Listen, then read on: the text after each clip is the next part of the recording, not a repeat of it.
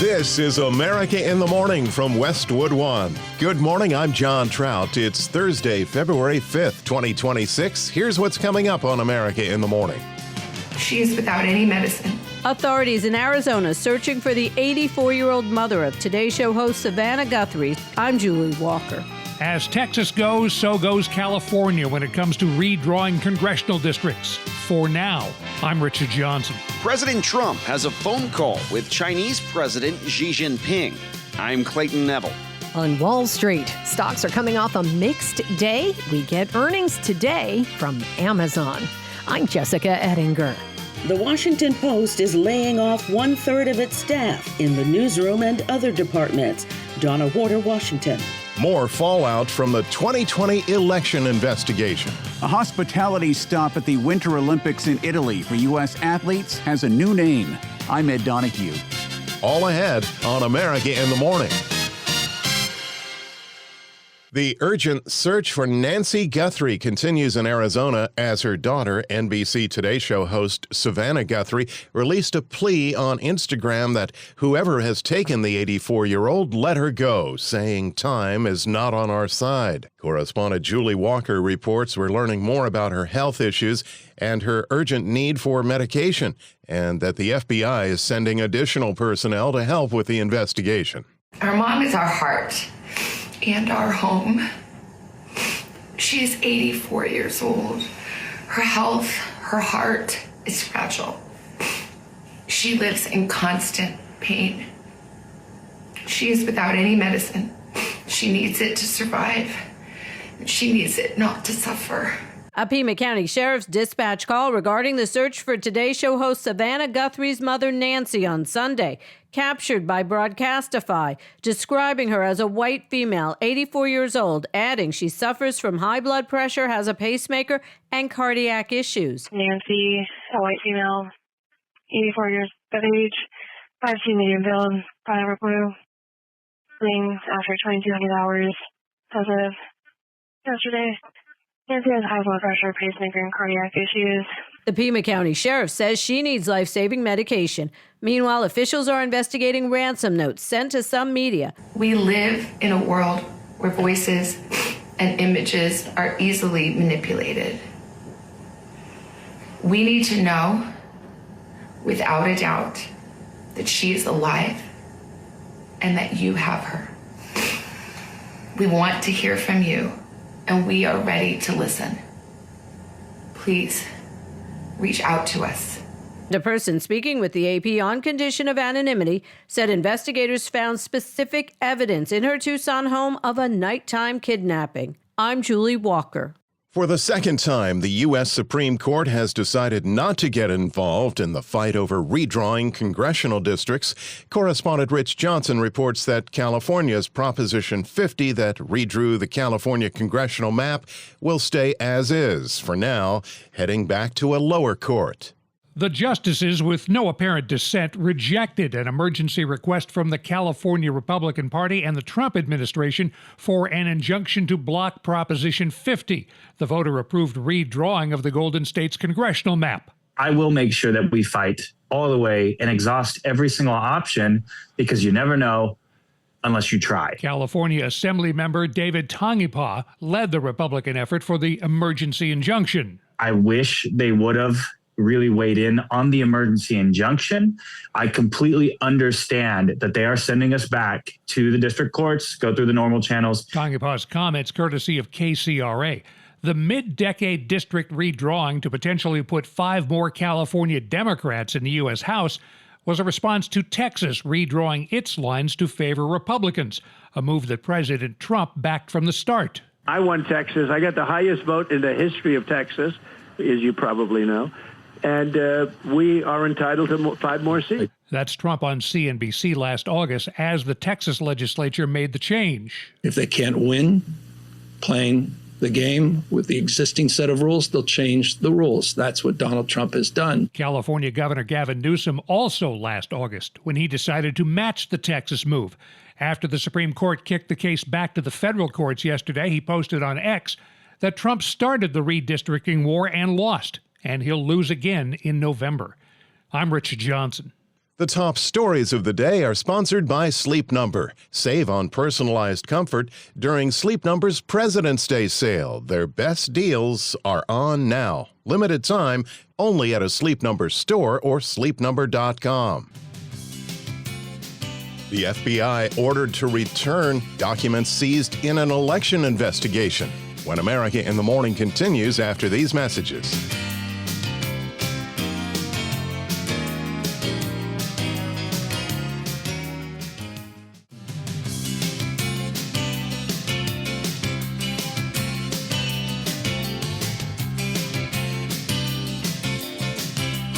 We're back. This is America in the Morning. A couple areas for snowfall of note today. Here's AccuWeather.com meteorologist LaTroy Thornton. There are two zones where at least a period of snow should be reasonably likely for today. Starting around the Great Lakes, a storm diving out of Canada will bring the risk for snow to much of the area from Michigan southward into central Illinois and Indiana today. An Arctic cold front quickly sweeping in behind that storm should even bring a second round of snow to some of these same areas later tonight before bringing bitter cold to not only the upper Midwest, but through the Northeast as well for this weekend. But today looks cold and dry in the Northeast. The second area where some snow may be seen today covers the portion of the Carolinas where a cold front slowly pushes off the east coast. This should stretch from the eastern part of the border between the Carolinas northeastward through the eastern half or so of North Carolina. But much of this leftover precipitation should end early in the day, leaving behind just some clouds and lingering chilly conditions behind that front. Chillier air also remains over much of the southeast today, farther behind that very same cold front. The opposite is true of the western part of the country and into the plains, where the warmth remains locked in place for another day. This means high temperatures reaching 25 to 30 degrees above the historical average from central Montana into at least western North Dakota, but widespread highs of at least 15 degrees above average from Kansas through the Dakotas, central Idaho, and even the Denver area. That's not to say that the West Coast won't also be warm, though, with highs in cities such as Brookings, Oregon, and San Diego at least 5 to 10 degrees above average, albeit with the risk for gusty Santa Ana winds once again over Southern California. In Grand Rapids, Michigan, snow accumulates 1 to 3 inches today under plenty of clouds, the high 25. For Crescent City, California, expect sunshine today and a high of 66. That's the nation's weather. I'm AccuWeather.com meteorologist LaTroy Thornton. Follow us wherever you get your podcasts. Search America in the Morning in your favorite listening app. Officials in Atlanta's Fulton County say they've asked a federal court to order the FBI to return ballots and other documents from the 2020 election that it seized last week, with more questions being raised about the involvement by Director of National Intelligence Tulsi Gabbard. Lisa Dwyer reports. I'm calling on the Director of National Intelligence to appear in person before the Senate Intelligence Committee to testify under oath about her role in this matter. She needs to explain why she believed it was appropriate to involve herself in a domestic criminal investigation. Officials in heavily Democratic Fulton County, Georgia, say statements made by President Donald Trump after the FBI seized 2020 election documents raises serious concerns. If they can't count the votes legally and honestly, then somebody else should take over. Fulton County Board of Commissioners Chair Rob Pitts. The president himself has mentioned some 15 plus other states where he believes that there are problems. That's why I say that this is a very complicated situation that has implications far beyond Fulton County, Georgia. Senator Mark Warner of Virginia told reporters. So let's be clear. It is inappropriate for a sitting president to personally involve himself in a criminal investigation tied to an election he lost. Pitts says. But we were given no notice whatsoever. They showed up and took the 700 boxes that they wanted. So what they're doing with them now, we don't know. Typically, we're given copies. We don't even have copies of what they took. So it's a problem. What are they doing with it? Where are they? Who has them? We don't know. I'm Lisa Dwyer. President Trump held a phone meeting with China's president yesterday. Correspondent Clayton Neville has details. President Trump said that his call with Chinese President Xi Jinping was long and thorough. In the wake of last year's trade war, Trump said that the leaders talked trade, but also military, and the April trip that Trump plans to make to China. He said he's looking forward to that trip. The two also talked about Taiwan, the war between Russia and Ukraine, the current situation with Iran, also the purchase of oil and gas by China from the U.S., and trade in soybeans and airplane engines, according to the president. Trump insisted that the relationship with China and his personal relationship with President Xi is an extremely good one. He insisted both leaders realize how important it is to keep it that way. When asked recently about President Xi's military leadership purge in China, Trump told reporters there's one boss in China, and he said he thinks that boss is President Xi. I'm Clayton Neville. AI alters Wall Street. When America in the Morning continues after these messages.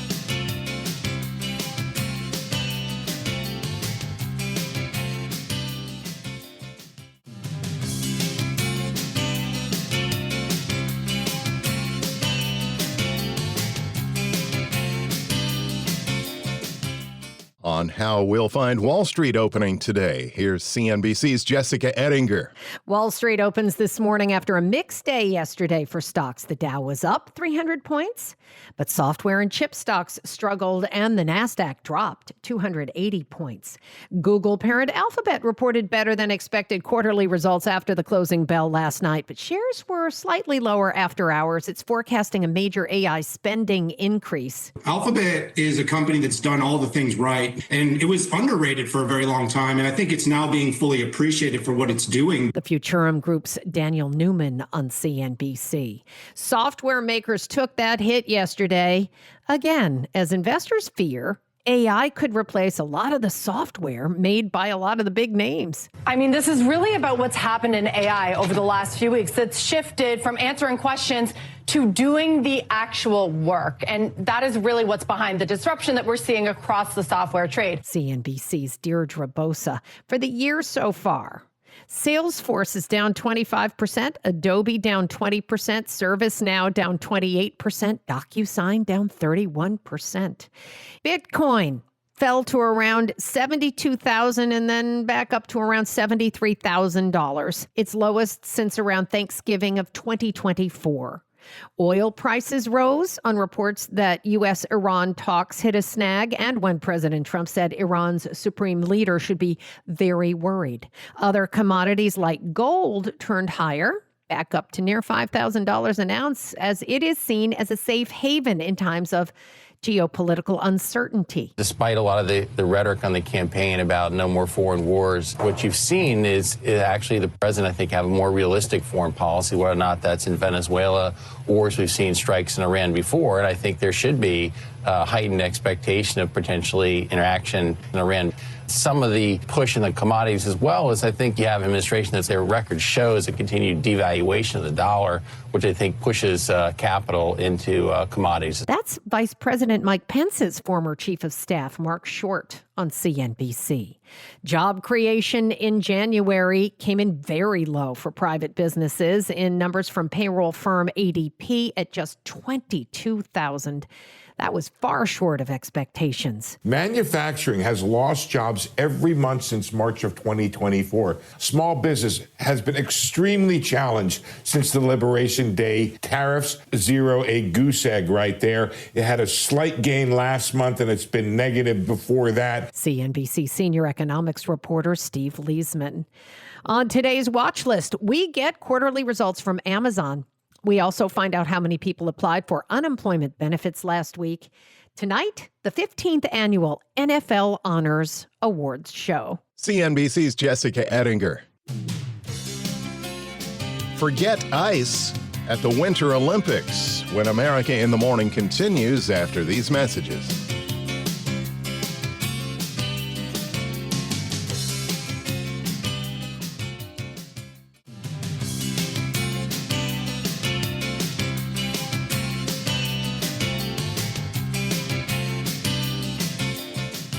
It was a Black Wednesday at one of the world's most legendary newspapers. Correspondent Donna Warder reports on a day at the Washington Post where widespread layoffs will lead to sharply scaled-back news coverage. The Washington Post is laying off 1/3 of its staff in the newsroom and other departments. The Post began implementing large-scale cutbacks Wednesday. It's getting rid of its sports department and shrinking the number of journalists stationed overseas. Executive editor Matt Murray announced the changes to staff by Zoom. The Washington Post is known in history books for its coverage of Watergate and most recently aggressive coverage of the Trump administration's cuts to the federal workforce. Staff members were told they'd be getting emails with one of two subject lines. Their role has or has not been eliminated. Donna Warder, Washington. It may be the Winter Olympics, but don't say the word ice. Correspondent Ed Donahue reports on a politically inspired name change at the Winter Games. A hospitality stop at the Winter Olympics in Italy for U.S. athletes has a new name. Ice House is now being called Winter House. Protest against ICE, Immigration and Customs Enforcement in the U.S., have set off tensions in Milan at the Olympics because of the presence of ICE agents there. USA Hockey, USA Speed Skating, and U.S. Figure Skating sponsor what is now Winter House. They say the hospitality concept was designed to be a private space, free of distractions, where athletes, their families, and friends can come together to celebrate the unique experience of the Winter Games. Figure skater Amber Glenn says it's unfortunate the term ICE isn't something we can embrace because of what's happening and the implications of what some individuals are doing. I'm Ed Donahue. America in the Morning for Thursday, February 5th, 2026 is produced by Jeff McKay. I'm John Trout. This is Westwood One.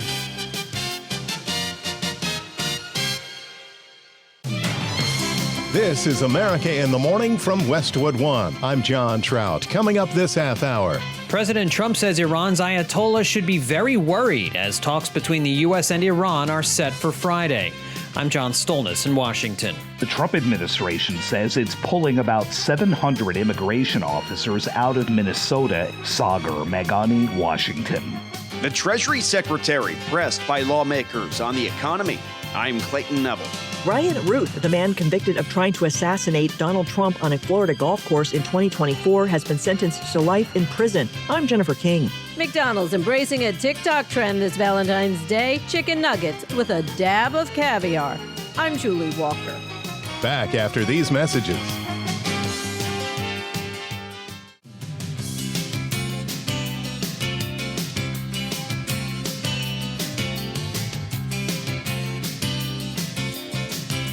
We're back. This is America in the Morning. And for areas of the nation looking for hopeful signs of spring, here's AccuWeather.com meteorologist LaTroy Thornton. The warm start to this month does continue today over a vast swath of the western states, with no substantial changes from yesterday's temperatures for most from the west coast toward the Rocky Mountain states, but more warmth arriving toward the high plains, where highs may rise 20 to 30 degrees above historical averages today. This means another round of near-record warmth from the Four Corners region through the Pacific Northwest, from California into even areas as far to the east as the Dakotas. Highs in the mid-60s for places like Billings, Montana will approach daily records, with the low to mid-70s for Fresno, California, not too far below a record either, as high pressure continues to support sunshine. Today also means another round of Santa Ana winds in Southern California, again ranging mainly from 30 to 50 miles per hour, with that even warmer offshore flow also helping to spread those near-record high temperatures. A bit of gusty wind also reaches much of the plains today, with another dry day under some sun. However, chilly air makes for a different feel over the southeast in association with a cold front that does finally clear the coast, but not before some lingering rain over the Florida peninsula and areas of rain and snow ending toward mainly eastern portions of the Carolinas. To the north and east, the precursor to the next Arctic front will mean some snow around much of the Great Lakes region today. It's looking more like flurries from central Illinois toward southwestern Wisconsin, with the potential for steadier snow looking higher from there through Michigan, northern and central Indiana, and even perhaps into northwestern Ohio by the end of the day. Otherwise, it's looking like high pressure supporting a dry Thursday across much of the northeast and much of the mid-Atlantic as well, at least to the north of that snow ending in the Carolinas. That's the weather across America. I'm AccuWeather.com meteorologist LaTroy Thornton. Representatives from the Trump administration are scheduled to sit down with Iranian leaders for nuclear talks set for Friday. The president had a strong warning for Supreme Leader Ayatollah Khomeini. John Stolnis has more from Washington. Should the supreme leader in Iran be worried right now? I would say he should be very worried, yeah. He should be. President Trump with that warning to the Ayatollah in an interview with NBC News, explaining the U.S. has threatened force once again because it appears Iran tried to reactivate the nuclear site that was destroyed by U.S. bombers back in October. They tried to go back to the site. They weren't even able to get near it. There was total obliteration. But they were thinking about starting a new site in a different part of the country. We found out about it. I said, you do that, we're going to do very bad things to you. It appeared in recent days scheduled talks between Iran and the U.S. set for Friday were breaking down. The U.S. wants the talks to include Iran's nuclear program as well as larger regional issues. The U.S. says Iran tried to move the talks to Oman from Turkey and limit discussions to their nuclear program only, to which the Trump administration said no. Secretary of State Marco Rubio says it appears the talks are back on with all subjects on the table. I think the Iranians had agreed to a certain format. For whatever reason, it's changed in their system or what have you. We'll see if we can get back to the right place. But the United States is prepared to meet with them. I think it was scheduled for Friday. Steve is ready to go. He'll be prepared for that. If the Iranians want to meet, we're ready. They've expressed an interest in meeting and talking. If they change their mind, we're fine with that, too. Protests over outrageously high inflation swept the country last month for weeks until a severe regime crackdown saw thousands killed. The leadership of Iran at the clerical level does not reflect the people of Iran. I know of no other country where there's a bigger difference between the people that lead the country and the people who live there. President Trump appeared ready to attack the regime last month during the crackdown, but held off after mass executions were suspended by Iran. Trump was asked if he will keep his promise to have the backs of the Iranian protesters, some of whom say they feel betrayed by the U.S. We've had their back, and look, that country's a mess right now because of us. U.S. envoys Steve Witkoff and Jared Kushner are expected to lead the American delegation to Oman Friday morning. John Stolnis, Washington. The Trump administration confirms it'll be initiating a drawdown in federal officers immediately on the streets of Minneapolis, and those who remain will be outfitted with body cameras. Washington correspondent Sagar Meghani reports this as Congress will be spending the next 2 weeks grappling with funding for the Department of Homeland Security. That big change on immigration, 700 officers leaving Minneapolis.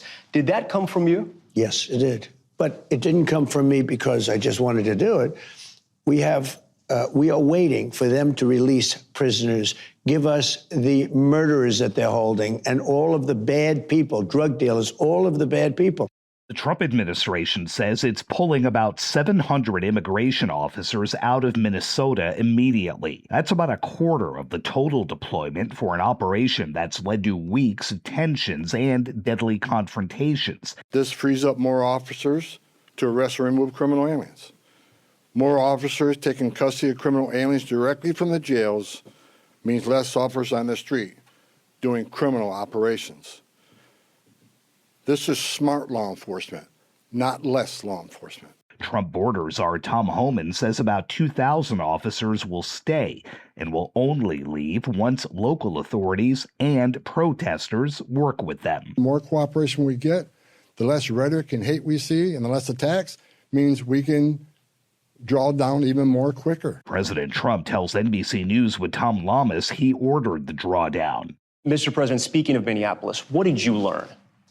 I learned that maybe we can use a little bit of a softer touch, but you still have to be tough. These are criminals. We're dealing with really hard criminals. But look, I've called the people. I've called the governor. I've called the mayor, spoke to them, had great conversations with them, and then I see them ranting and raving out there, literally as though a call wasn't made. Minnesota Governor Tim Walz and Minneapolis Mayor Jacob Frey both say the drawdown's a good first step, but the entire operation needs to end soon. Sagar Meghani, Washington. Treasury Secretary Scott Bessent was pressed by lawmakers on Capitol Hill Wednesday during a hearing on the state of our nation's finances. Correspondent Clayton Neville reports. Recent polling shows the biggest concerns right now for Americans surrounding the economy are focused on high prices and health care. Whether it be the cost of groceries or the price of housing, a poll by Fox News showed that 45% of registered voters think the economy is going to get worse. This week on Capitol Hill, Treasury Secretary Scott Bessent touted the way the Trump administration is handling the economy. Since day one, President Trump has focused on building parallel prosperity, an era of economic expansion where Wall Street and Main Street can grow together. Besson appeared before the House Financial Services Committee for an annual hearing on the economic state of the country. Trump promised a so-called golden age, but apparently he only meant one for his family and billionaire friends. Democratic Congresswoman Maxine Waters. We've seen this movie before. The same blind loyalty and deregulation led directly to the 2008 financial crisis, when millions of Americans lost their jobs, their homes, and their savings, all while Wall Street walked away with bonuses. Besson was asked about President Trump's pledge to bring accountability and credibility to the Federal Reserve. The Federal Reserve lost the trust of American people when it allowed the greatest inflation of 49 years to ravage working people in this country. President Trump recently announced Kevin Warsh as his nominee for Federal Reserve Chair. Democrats are pushing back against the president's plan for the economy, saying that the rich are winning and hardworking Americans are not. I'm Clayton Neville. President Trump's would-be assassin has his day in court. When America in the Morning continues after these messages.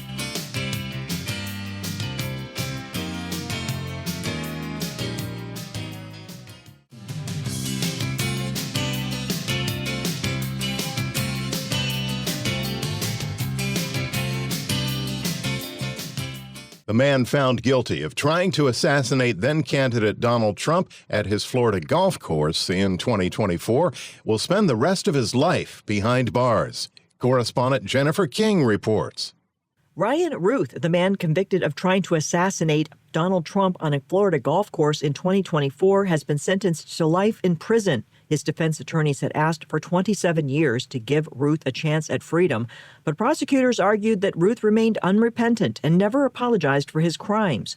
The defendant tried to portray himself as a do-gooder, a victim, and I think Judge Cannon said it best. She says, the evil is in you, Mr. Ruth. The evil is in you. You are the one that were trying to kill the President of the United States, former and then to be President of the United States. The evil is in you.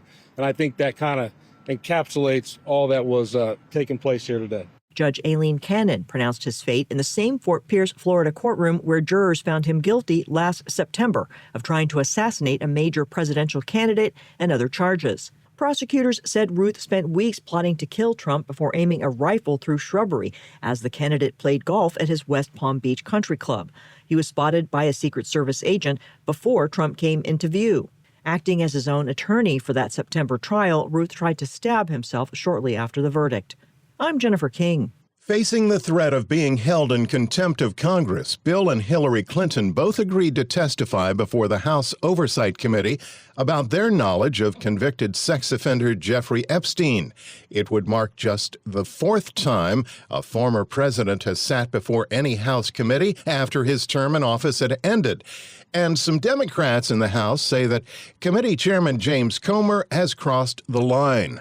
California Congressman Ted Lieu says if Democrats take back the House after the midterm elections, he would want to bring in President Trump to also testify regarding his knowledge of Epstein. Florida Democrat Maxwell Frost says Donald Trump and his kids could share that same fate. Both Bill Clinton and Donald Trump appeared in photographs with Epstein. Both said they cut off their relationships with him before he was charged. No date has been scheduled for the Clintons to appear at that congressional hearing. Shifting gears, President Trump's hush money conviction was back before a New York judge. Correspondent Ed Donahue has an update. A judge appears poised to again reject President Trump's bid to erase his hush money conviction. New York federal judge Alvin Hellerstein appeared skeptical, slamming the president's lawyers for legal maneuvers he said amounted to taking two bites at the apple. Hellerstein suggested the whole exercise was moot because the president's legal team had waited too long after the historic verdict to seek federal court relief. President Trump wants to move his case from state court, where it was tried, to federal court, where he can ask to have it thrown out on presidential immunity grounds. He was convicted in 2024 of 34 felony counts of falsifying business records to conceal a hush money payment to adult film actor Stormy Daniels, whose allegations of an affair with Trump threatened to upend his 2016 presidential campaign. The president denies the allegations and says he did nothing wrong. I'm Ed Donahue. There's even more high-tech gadgetry coming to Sunday's Super Bowl. The new old tech guy, Chuck Palm, has that story. According to Reuters, the NFL and San Francisco 49ers have been hard at work upgrading Levi's Stadium for the big game this Sunday. They've laid miles of fiber optic cable, installed hundreds of wireless access points, and have ramped up the cyber defenses to handle potential threats. In short, they're focusing on preventing cyber attacks that could be powered by artificial intelligence. 49ers VP and head of technology Costa Cladianos put it plainly, even up until last year, AI wasn't as big of a threat as it is this year. NFL Senior Director of Cybersecurity George Griesler compared that threat to pickpockets, and that they'll exploit a busy environment like a packed stadium full of connected fans. To counter that threat, the league has its own cybersecurity team on site, including a makeshift cyber command center right in the stadium to monitor and intercept any suspicious activity in real time. Connectivity company Cisco has rolled out nearly 1,500 Wi-Fi 7 routers that are far faster and more reliable to handle the massive data load from about 65,000 spectators uploading videos, photos, and live streams. That's about 35 terabytes expected during the game alone. Just a side note, there are no credible threats at the moment. Find me on thenewoldtechguy.com. I'm Chuck Palm. Here's Thursday Sports with America in the Morning's Robert Workman.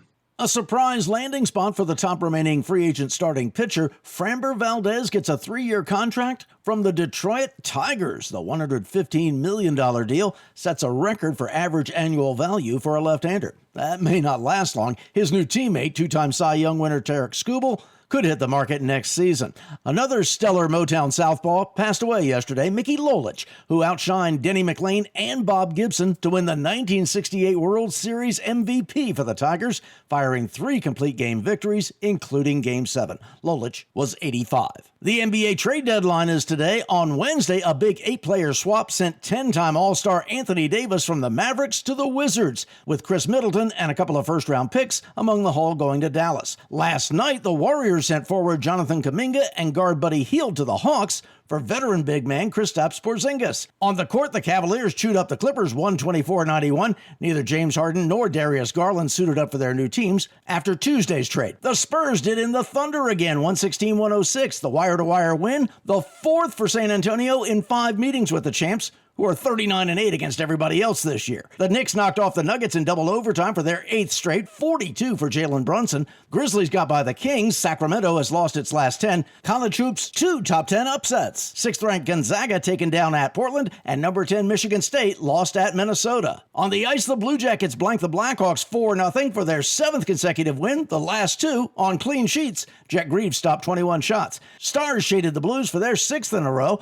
5 straight wins for the Wild after their overtime triumph against the Predators. Minnesota coach John Hines. Sometimes you have to win a high-scoring game, but either way, you got to find a way to win. High score, low score, whatever it might be, so I'm proud of the guys today. That's Thursday Sports. And you'll want to stick around for this one. Fast food restaurants are catering to your sweetheart this Valentine's Day when America in the Morning returns after these messages.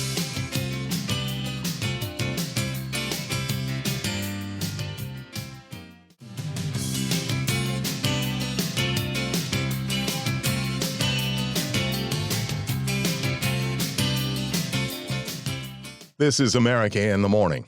You may not believe this. With Valentine's Day next week, some fast food places are trying to get the upper hand on their fancy, expensive restaurant counterparts. Correspondent Julie Walker reports that you'll be able to have your favorite heart-shaped pizza delivered for a Valentine's Day dinner. Oh, and let's not forget those caviar-topped McNuggets. McDonald's embracing a TikTok trend this Valentine's Day. Chicken nuggets, lovingly topped with a dab of caviar.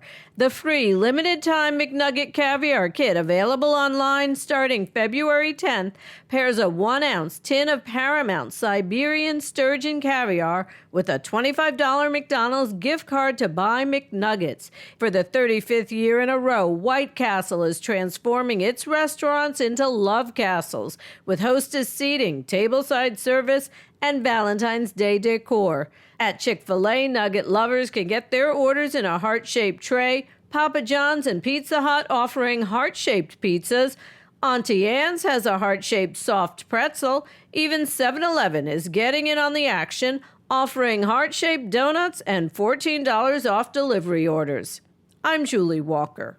It's vinyl time, so get your turntables ready. Entertainment reporter Kevin Carr tells us that Record Store Day will have plenty of new releases. On Wednesday, a massive list of exclusive titles for this year's Record Store Day was announced. Record Store Day began in 2008 as a celebration of the community of the independent record store. Today, there are close to 1,400 independent record stores in America, often seen as the hub of local and national music culture.